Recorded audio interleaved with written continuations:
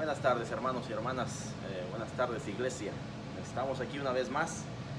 Seguimos trayendo el estudio bíblico, como lo hemos hecho por las últimas semanas, y queremos continuar mientras Dios nos lo permita, porque sí es un privilegio poder estar aquí compartiendo con ustedes. Hermanos, pues la semana pasada estuvimos hablando de la esperanza, la base de nuestra esperanza. Y queremos continuar con ese tema de la esperanza, que ciertamente es algo que necesitamos en este tiempo, esperanza. Hermanos, vamos a iniciar con una oración. Oremos.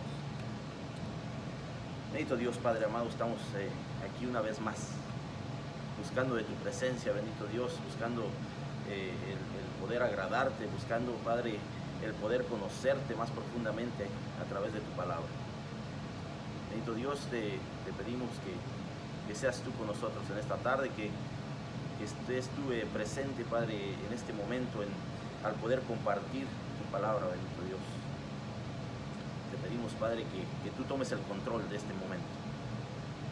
Bendito Dios, sin olvidarnos, Padre, de lo que se está viviendo en este momento en el mundo entero. Seguimos, Padre, clamando, pidiéndote, Padre, que tú sigas en control de toda esta situación.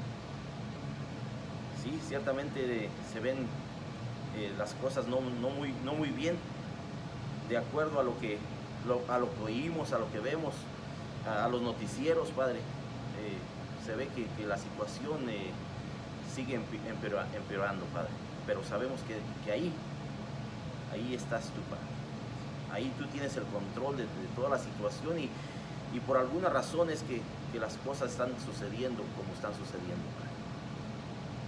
Te pedimos, Padre, por aquellas personas que han sido afectadas, Padre. Te pedimos por aquellos que están pasando por esta enfermedad. Te pedimos, Padre, por aquellos que tal vez no tengan un trabajo en este momento, porque ciertamente todo ha sido afectado a través de esta enfermedad, de este virus, Padre. Pero sí, seguimos oyendo de las grandes cosas que tú sigues haciendo en tu pueblo, Padre, en aquellos que tú has tenido misericordia, bendito Dios. Te damos gracias por ello y te pedimos que tú sigas en control de todo, Padre. Te pedimos, Padre, por los necesitados, por los que están pasando hambre, por los que están pasando enfermedad, por todas las situaciones, Padre, de tristeza, de necesidad, bendito Dios. Tú las conoces y las ponemos en tus manos, Padre, en esta tarde, pidiéndote que tú estés supliendo y que tú estés tocando corazones, Padre, a través de lo que se está viviendo en este tiempo. Bendito Dios, nos ponemos en tus manos en esta tarde, pidiéndote que tú tomes el control de este estudio, que sea tu Santo Espíritu hablándonos a cada uno, Padre, a nuestra mente, a nuestro corazón, y que podamos, Padre, así atesorar lo poco o mucho que podamos aprender, Padre, en esta tarde. Padre, nos ponemos en tus manos y te pedimos todo esto en el nombre de tu Hijo amado Jesucristo. Amén.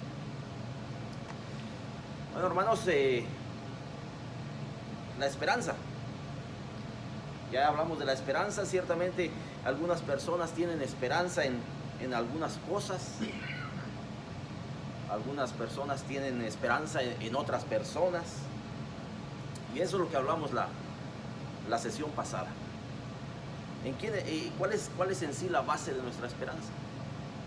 Pudimos ver que debe de ser Jesucristo mismo, la base de nuestra esperanza. Porque ahí las cosas,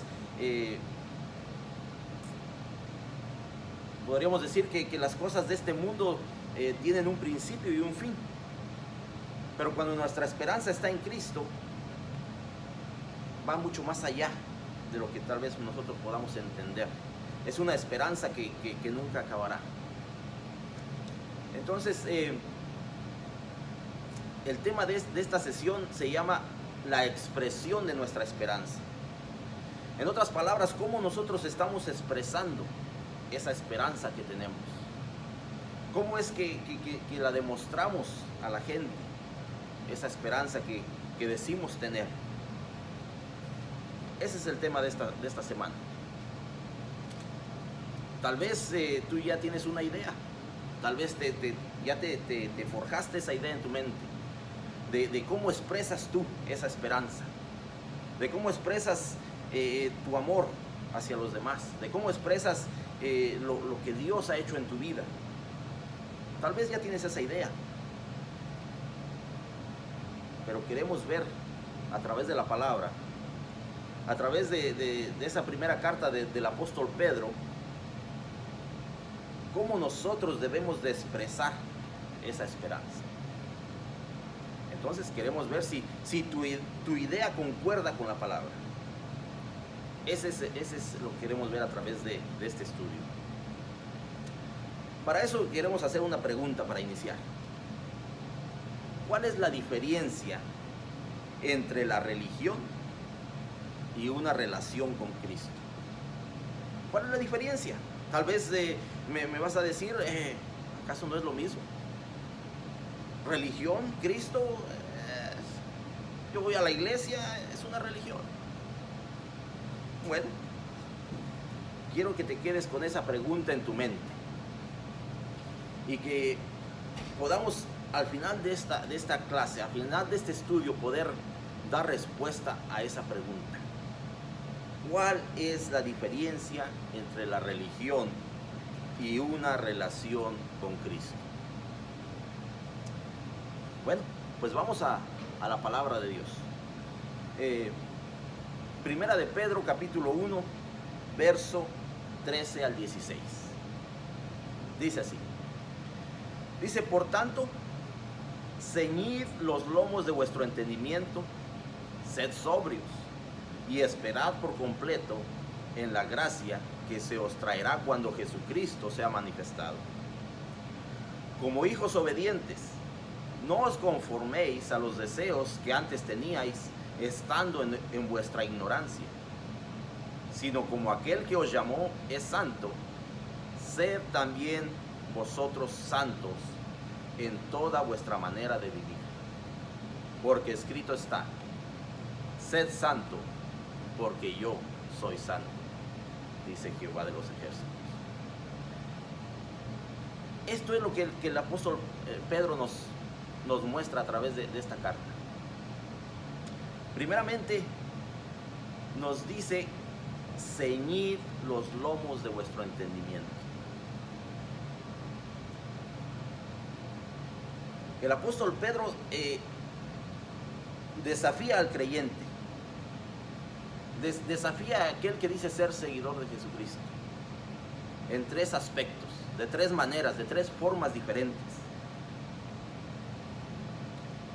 En la primera es en la manera de nuestro entendimiento, en la manera en que nosotros entendemos las cosas. La segunda es en la manera en cómo obedecemos, en obedecer. Y por último, en nuestra manera de ser.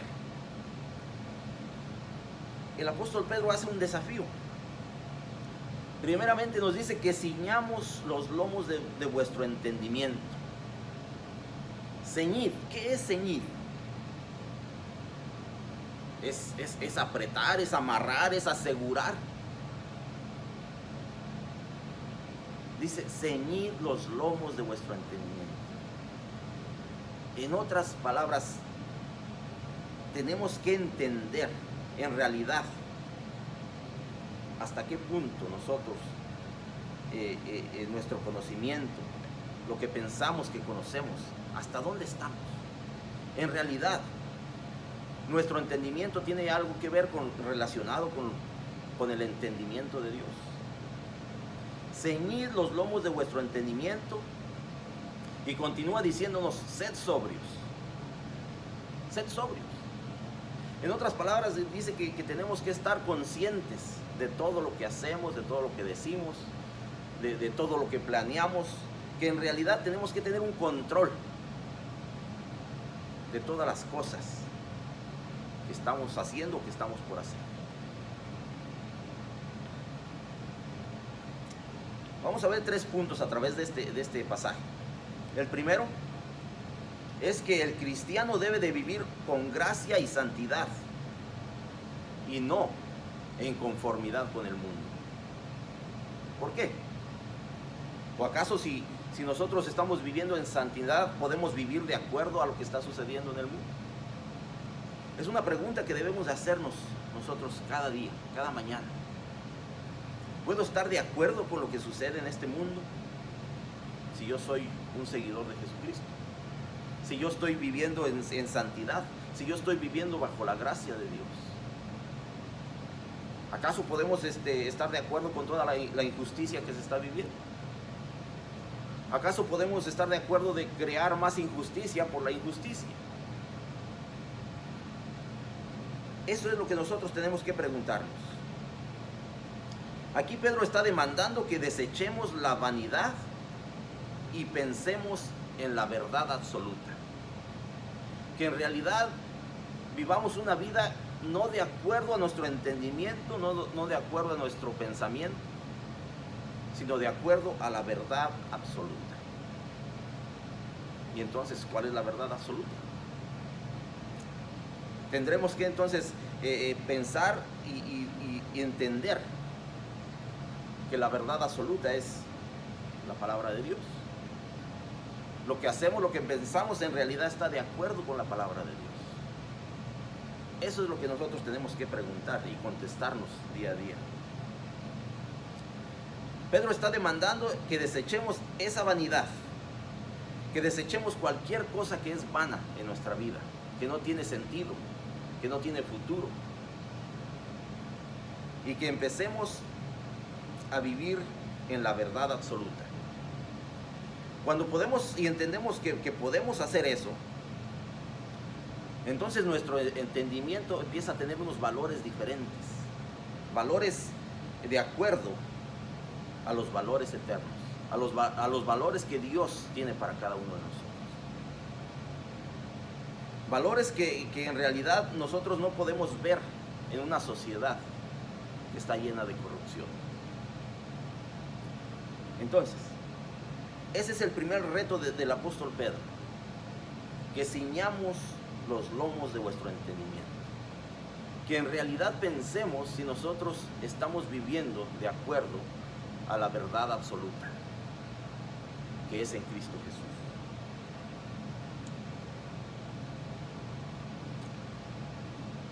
Pedro, el apóstol Pedro está desafiando a nosotros como creyentes, como hermanos en Cristo, a cambiar nuestra manera de pensar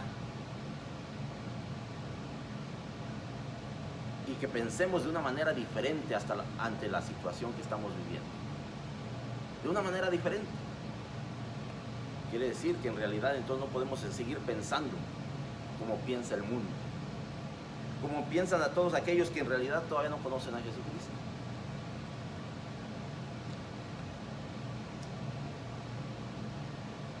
Este tema es claro. Pedro quería que los hermanos se prepararan mentalmente, eliminando de la mente las cosas que interfieren a la obra del Espíritu Santo. Ese es el desafío del apóstol Pedro, que en realidad nosotros podamos quitar todo aquello de nuestra mente, de nuestro entendimiento, de nuestro pensamiento, todo aquello que puede interferir con lo que el Espíritu Santo quiere hacer en nosotros y a través de nosotros. Ese es el primer desafío del apóstol Pedro. Enseguida el apóstol Pedro describe las acciones que debemos de tomar. La primera que nos menciona dice que debemos de ser sobrios. Sobrios. Esto indica que debemos de estar en completo control de nuestra manera de vivir. En completo control. Y que no nos dejemos arrastrar por el libertinaje. Y hemos hablado de ese tema anteriormente. El libertinaje no tiene nada que ver con la libertad. El vivir en libertad no tiene nada que ver con que queramos vivir de la manera que nosotros queramos. Ese es el desafío que el apóstol Pedro está poniendo delante de nosotros en esta tarde. Que podamos vivir de una manera sobria, de una manera donde en realidad todo está bajo el control de Dios. donde no es lo que yo pienso o lo que yo creo, donde en realidad estamos viviendo bajo la verdad absoluta, que es la palabra de Dios. El siguiente punto es que el cristiano puede vivir con gracia y santidad. ¿Por qué? Porque ahora puede obedecer. Sí, esto es lo que el apóstol Pedro nos está diciendo. En el verso 14 nos dice, como hijos obedientes. Como hijo obediente. ¿Cuántos de nosotros fuimos en realidad hijos obedientes a nuestros padres? En nuestro crecimiento, en nuestra juventud, en nuestra adolescencia. Ciertamente, tal vez fuimos un poco desobedientes. Pero ahora el apóstol Pedro nos dice que como hijos obedientes, no os conforméis a los deseos que antes teníais estando en vuestra ignorancia. En obediencia es el siguiente reto que nos trae el apóstol Pedro en esta tarde. Que en realidad podamos vivir en obediencia. Antes éramos incapaces de no pecar. Incapaces de no pecar. Pero en Cristo y con su Espíritu, ahora podemos estar en obediencia. Y ciertamente si nosotros vivimos bajo obediencia a la palabra de Dios, entonces no vamos a estar buscando el pecado. No vamos a pecar. Nuestra obediencia a Dios no es algo mecánico, sino debe de ser algo natural, pues fluye de un hijo haciendo la voluntad de su padre. En realidad eso es lo que es la obediencia. Vivir bajo la voluntad de nuestro Padre Celestial. Que nosotros en realidad podamos dejar de pensar, como lo dice aquí el apóstol Pedro, no conformándonos a los deseos que antes teníamos, no conformándonos a los deseos carnales que tal vez nosotros podríamos tener anteriormente, antes de conocer a Jesucristo, porque dice que estábamos en ignorancia, estábamos en una ignorancia espiritual, pero ahora conocemos de Cristo. Ahora, en realidad, ¿cuál podría ser nuestra excusa? El apóstol Pedro reta a los cristianos a ya no ser conformados a la ignorancia espiritual en la cual andábamos antes de conocer a Cristo. Quiere que ahora vivamos en obediencia. El apóstol Pedro nos recuerda que antes vivíamos en una ignorancia, dominados por las pasiones carnales de este mundo. Esto ya no debe de tener cabida en nuestra vida. En la vida del cristiano ya no debe de haber cabida al pecado. El primer paso en esta nueva vida es rechazar la desobediencia. Es rechazar tal vez nuestros deseos carnales, y ahora en sí poder vivir en obediencia.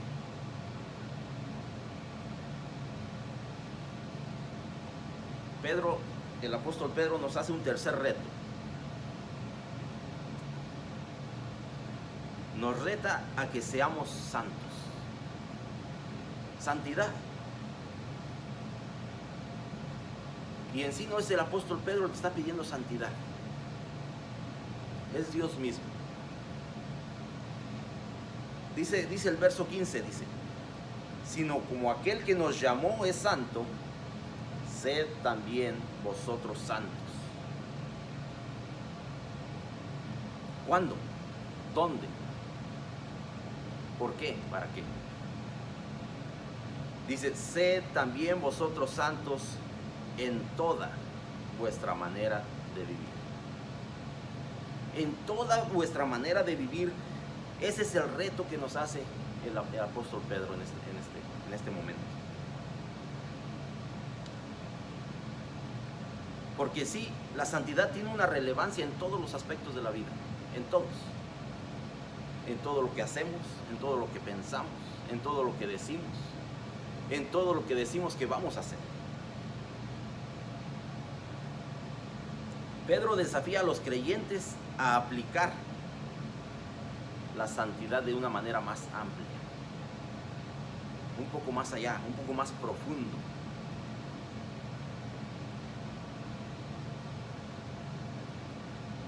El ser santo no demanda que seamos unas personas que somos aislados o que estamos aislados de este mundo. Más bien se trata de ser una persona que ha aprendido a vivir en el mundo, en este mundo, pero agradando a Dios. El ser santo no significa que nosotros nos vamos a apartar del mundo o de las personas del mundo. El ser santo simplemente significa que hemos aprendido a vivir en este mundo corrompido, en este mundo donde tal vez no veamos mucha esperanza, pero que en nuestro diario vivir podamos agradar a Dios. Eso es lo que nos está llamando el apóstol Pedro a hacer. Dice: sed también vosotros santos en toda vuestra manera de vivir. Cada día, cada momento, donde quiera que estamos, donde quiera que vamos. Dice: porque escrito está: sed santos, porque yo soy santo. Esas son palabras de Dios mismo en el Antiguo Testamento. Ese es el llamado de Dios para su pueblo, a la santidad. Sed santos, porque yo soy santo. Pero nuestra santidad no es posible separadas de Jesucristo. Si estamos separados de Jesucristo, no es posible vivir en santidad, porque Jesucristo es la santidad perfecta. Entonces, queremos ver si ya vamos digeriendo esa pregunta de cuál es la diferencia entre una religión y entre una relación con Cristo.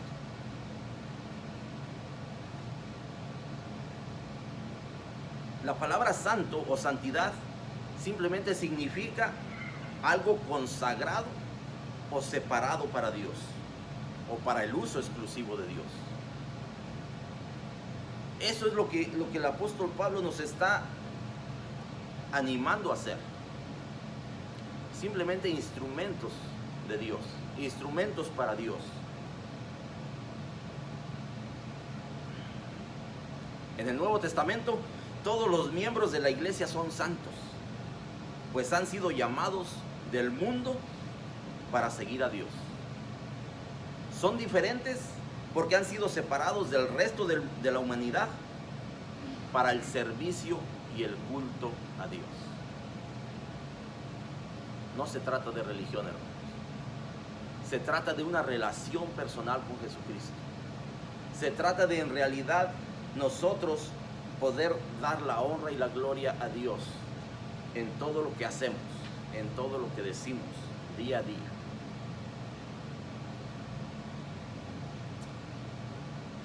Pero vamos a continuar.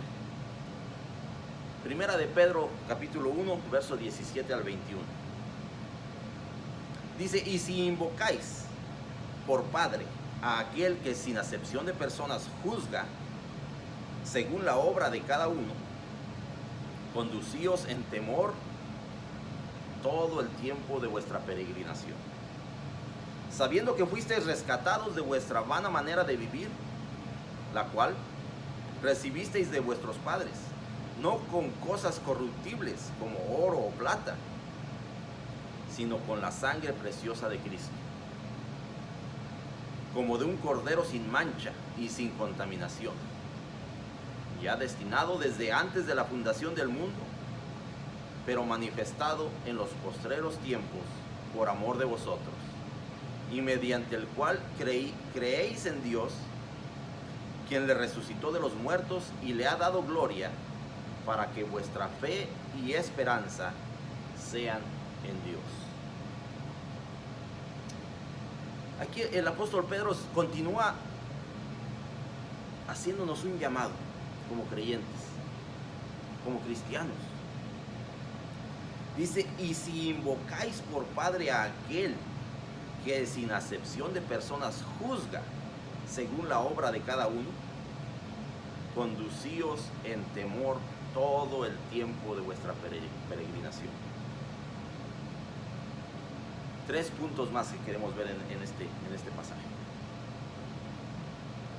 El primero es que los cristianos deben de aceptar que ahora son peregrinos, que ciertamente estamos en este mundo de paso, que ciertamente estamos como peregrinos en este mundo, que vamos de un lugar a otro, pero que en realidad nosotros debemos de entender cuál es nuestro destino. Dice: si invocáis por Padre a aquel que sin acepción de personas juzga según la obra de cada uno, conducíos en temor todo el tiempo de vuestra peregrinación. El apóstol Pedro nos está animando a vivir una vida como lo acabamos de leer en los versículos anteriores, una vida de santidad. Todo el tiempo de nuestra peregrinación, todo el tiempo que nosotros podamos vivir en este mundo, que vivamos con temor y temblor, que nos conduzcamos bajo la presencia de Dios con temor y temblor, que seamos cuidadosos,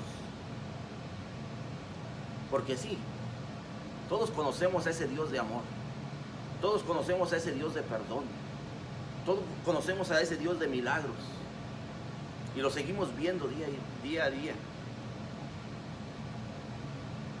Pero aquí Pedro nos está hablando de un Dios de justicia también. De un Dios de justicia que dice que sin acepción de personas juzga según las obras de cada uno. Según lo que tú y yo estamos haciendo. Según lo que tú y yo estamos viviendo este día.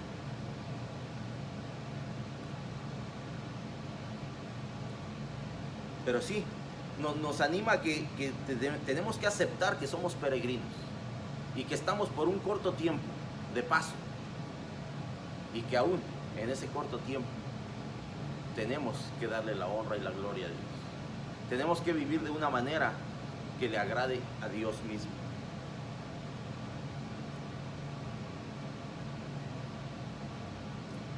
Debemos de entender que este no es nuestro destino final.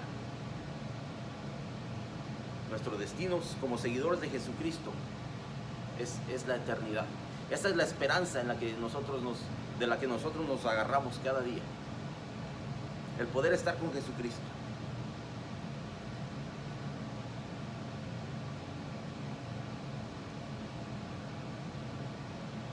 Pedro no nos sugiere que nos relajemos en nuestra fe, ni permite que lleguemos a tal cosa.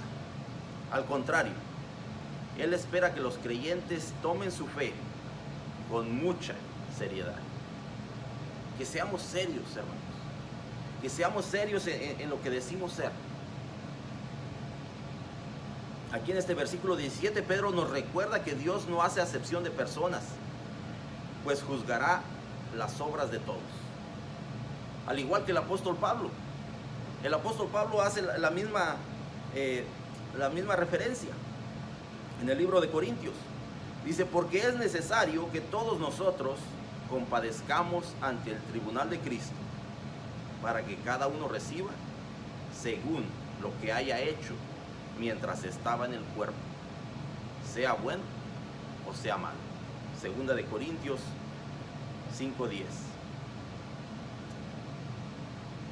Esto no pone en duda la realidad de que somos salvos por la gracia inmerecida de Dios, pero nos recuerda que ya somos salvos y que somos hechura de Dios, creados en Cristo Jesús para buenas obras. Nos recuerda que sí, que ahora que hemos recibido esa gracia inmerecida, ahora nuestra manera de actuar, nuestra manera de pensar, nuestra manera de decir debe de ser diferente. Ese es el reto que nos está haciendo el apóstol Pedro, como lo hace el apóstol Pablo.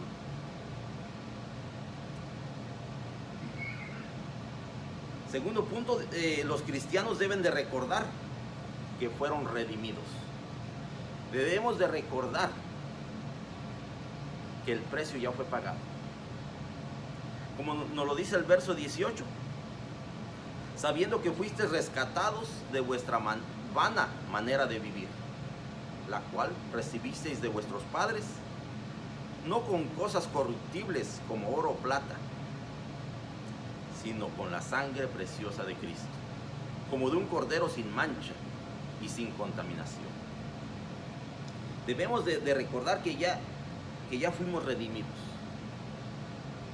que hubo un precio que pagar, que no fue oro ni plata, que no fueron cosas de este mundo, sino que fue la sangre preciosa de Jesucristo, por la cual ahora podemos alcanzar la salvación. Pedro nos recuerda que éramos esclavos de la vanidad y que seguiríamos en esa triste condición si no fuera por el sacrificio del Cordero de Dios, quien nos motiva ahora a vivir en santidad y pureza.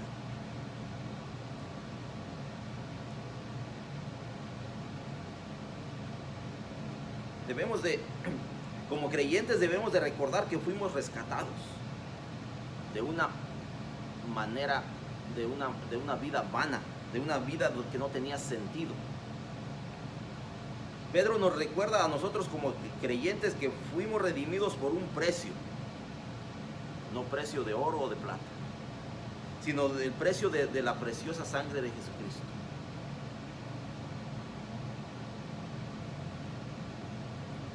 Entonces, ¿cómo debemos de actuar? De acuerdo a lo que el apóstol Pedro nos dice. Ahora que ya hemos sido redimidos. ¿Por qué?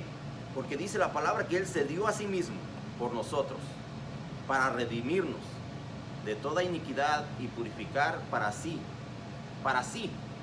un pueblo propio, celoso de las buenas obras. Un pueblo que debe de estar dispuesto a vivir una vida diferente, una vida de santidad, una vida de pureza, una vida como la que Jesucristo mismo nos enseñó a vivir, a través de su ejemplo. Y que ese precio que Jesucristo tuvo que pagar no fue algo nuevo, no fue algo un segundo plan, sino que la misma palabra nos dice que eso ya estaba destinado desde antes de la fundación del mundo,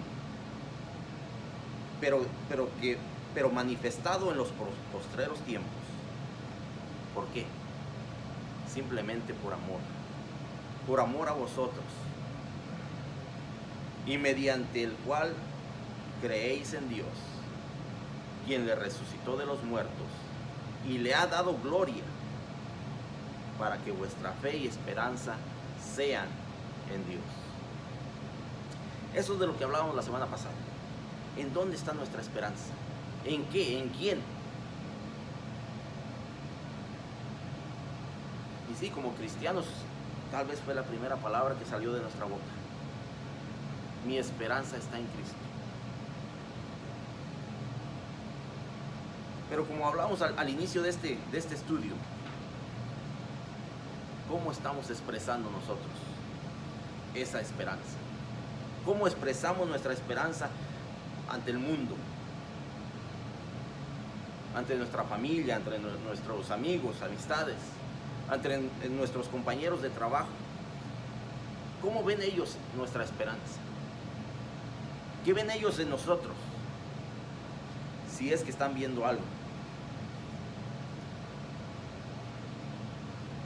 Como les dije al principio, tal vez nosotros ya teníamos nuestra idea de cómo estamos expresando nuestra esperanza. El apóstol Pedro nos llama a algo más allá, a vivir, dice, una vida sobria, una vida donde nuestro entendimiento está firme, donde nuestro entendimiento está a la par con el entendimiento de Dios, con su palabra, a donde nosotros podemos vivir una vida de integridad. Cada día, donde quiera que estemos.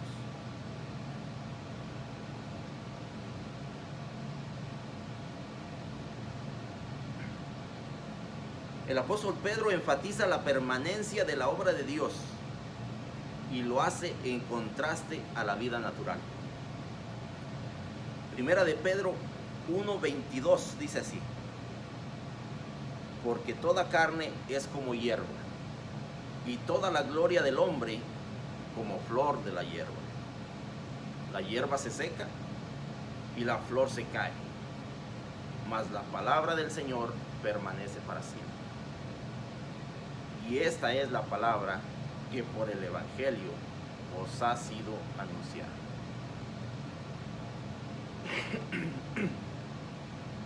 Entonces hagámonos esta pregunta: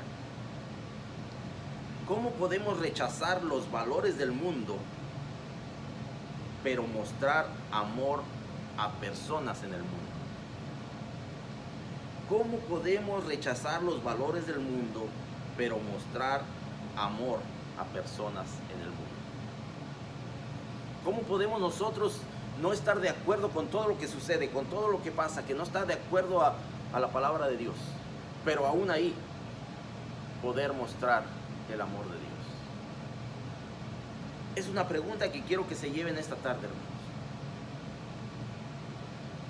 Porque este versículo 24 nos dice que ciertamente seguimos siendo temporales en este mundo, pasajeros, que somos como esa hierba que hoy está y mañana no, como esa flor que resplandece y florece y de repente se apagó, se secó, se acabó. Pero nos dice el verso 25: mas la palabra del Señor permanece para siempre. La verdad absoluta sigue y continúa, no se acaba. Y esta es la palabra que por el Evangelio os ha sido anunciada. Eso es lo que a nosotros nos ha sido anunciado a través de estos versículos, a través del desafío que está haciendo el apóstol Pedro, que vivamos de una manera diferente, que seamos íntegros en nuestra manera de vivir, que esa sea la expresión de nuestra esperanza a todas aquellas personas que nos ven, que nos oyen, que nos conocen, y que en realidad podamos mostrar el amor de Dios. Sí, en un mundo quebrantado, sí, en un mundo que tal vez para muchos no hay esperanza, pero que para nosotros sí, hermano. Una esperanza que no se acaba. Entonces, para terminar este estudio, 3 puntos importantes que tenemos que empezar a practicar para poner en práctica lo que aprendemos. Primero, se trata de una decisión. Decide hoy que vas a dedicar una parte de cada día para evaluar tus pensamientos a la luz de la palabra de Dios. Decide hacer un tiempo específico para que tus pensamientos estén a la par con la palabra de Dios. Tiempo de cambio, hermanos. Hoy es el tiempo de cambio. Ese es el segundo punto. Cambia. Decide que vas a descartar las ideas y las creencias que no pueden ser conciliadas con la fe en Jesús. Desecha todo aquello que te está apartando de las cosas de Dios. Desecha cualquier idea, cualquier pensamiento que no está de acuerdo con la palabra de Dios. Cambia. Punto número 3. Habla. Todos hablamos, todos los días, todo el tiempo. Pero habla y expresa pensamientos sanos con tu familia, en tu trabajo, con tus amistades. Espera que ellos noten el cambio, creando una oportunidad para presentar el Evangelio de Dios, el Evangelio de Jesucristo. Decide, cambia y habla.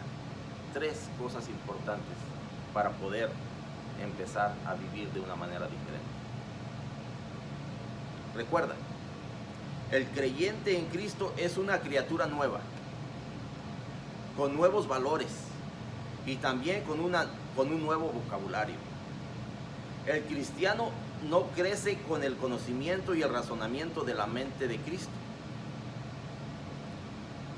El cristiano crece con el conocimiento y el razonamiento de la mente de Cristo. Y esto se refleja en su manera de pensar.